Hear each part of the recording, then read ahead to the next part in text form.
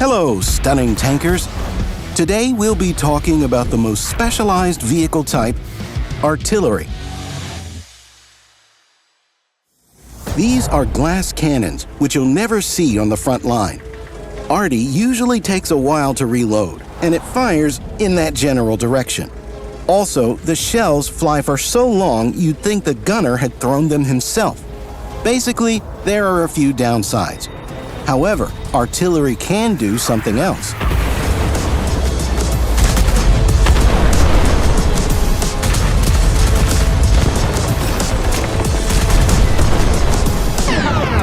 Fine. Maybe not as cool. It fires at an arc, which can potentially disregard terrain. It makes 3-point shots with HE shells, causing damage to an area.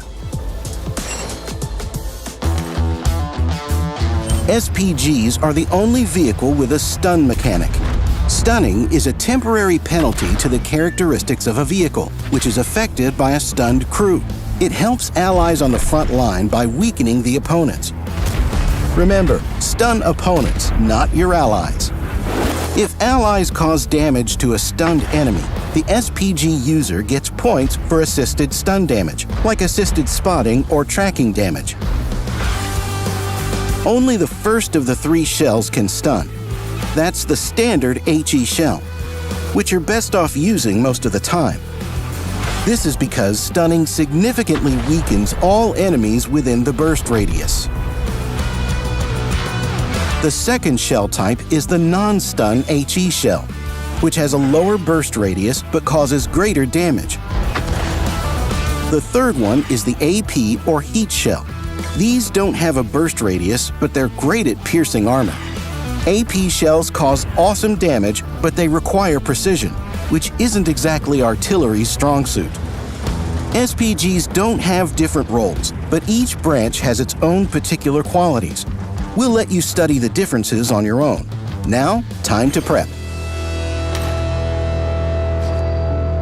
The classic crew perk set for Arty is Brothers in Arms, Concealment, Smooth Ride, Snapshot, Intuition, Clutch Braking, and Sound Detection. But other perks can be useful for SPGs too.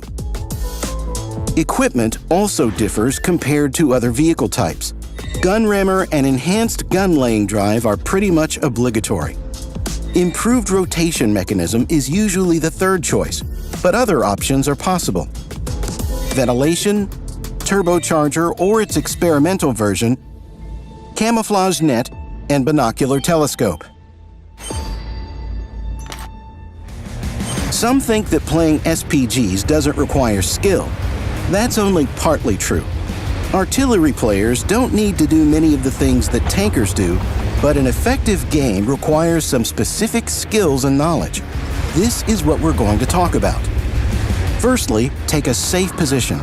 You are very vulnerable, so hide as far away as possible. Now, press Shift. The artillery reticle has 2 modes, which can be switched by pressing the G key. The first is Top View. This is universal, and you should use it most of the time to survey the battlefield. The second mode shows the trajectory. It helps you gauge where your shell will fly from and to. That makes it comfortable to fling a shell, say, through a window. The minimap is your best friend and aid. Arty players need it more than others. It helps you quickly switch from one flank to the other. Hold Control to bring up the cursor and click the right mouse button on the square you need. This is more effective than moving the reticle over half the map. Pressing Control and clicking the left mouse button on the minimap shows allies where you're going to fire. And with the T key, you can place a mark exactly where your reticle is pointing. This can sometimes be useful to avoid accidentally stunning a teammate. You can even enter sniper mode without the Shift key. Hold Control and, with the right mouse button, click a spot that interests you on the minimap, and you'll immediately see it in the reticle. If you want to look around without breaking your aim, hold the right mouse button. The minimap shows your vision direction and your gun's arc of fire. These 2 lines are your gun traverse limits. If your reticle leaves them, the vehicle's hull turns and the aim is reset. You can turn the vehicle with the A and D keys to get the enemy's position approximately in the middle of the lines. If your SPG has a narrow arc of fire, you can move it carefully with your mouse. To make sure the reticle doesn't leave the arc of fire, press X. This key puts the handbrake on. Point it at your target. Now aim fully. You can only fire without aiming when the enemy is about to drive off. Any other time, be patient. Your shells fly for a long time, so learn the art of leading your target. Different shells have different velocities, so each SPG takes some time to get used to. The indicator above the reticle shows how long your shell will take to reach the current point. Don't forget to glance at it sometimes. The shells fly in an arc, so high-up obstructions often stop you hitting enemy tanks. A red indicator shows you that something is obstructing your shot. A gray one tells you that you lack the shell flying distance to hit your mark, so you should move closer or choose a nearer target. A green light means you're clear to fire. The shell has no obvious obstacles. The indicator could be red for one shell type and green for another, since they have different trajectories. The first stunning HE shell has the most curved trajectory, so it's the least obstructed by the terrain but also flies longer. The second has a less curved one, and the third has the straightest. Don't be surprised if another vehicle can fire where you can't reach. Different SPGs have different shell trajectories. The steeper they are, the easier it is to hurl shells over obstructions. But the longer it takes the special delivery to reach its recipient.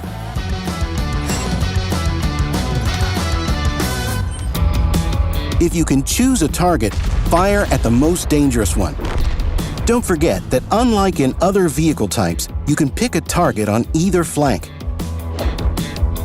Don't get too hooked on firing AP shells. Use different shell types depending on the situation, but mostly fire the first stunning HE shells. This will help out your team on the front line. Don't forget that HE shells have a shrapnel damage radius. If you don't have any targets for a direct hit, you can still bash an enemy in cover. Try to get the shell as close as possible to your opponent. To hit a tank using the top view reticle, place a central dot a little behind the tank. Because of the shell trajectory, that's how you'll maximize your chances of connecting. If you don't have any easy targets, focus on the counter battery fire, tracking enemy SPGs with tracers.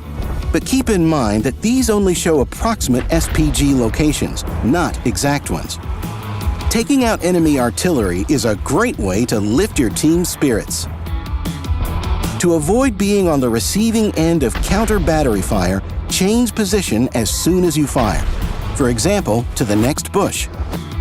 It's best to move to the side and not forward to get out of the enemy arty's shell trajectory. Look after yourself out there. Artillery is the most vulnerable vehicle type. If an enemy makes a break for you, retreat ASAP, or get ready for close combat. You can make yourself not such an easy prey. By playing artillery, you also learn how to play against it. You'll remember the standard lines of fire and will understand how arty players behave, which should help you not be on the receiving end of their special deliveries so often. You can find a more detailed video about how HE shells and artillery work via the link in the description. Share this video with friends who fire AP shells at wheeled tanks and then seek promotion to submarine, just to go on a vacation for physics abuse. Good luck on the battlefield.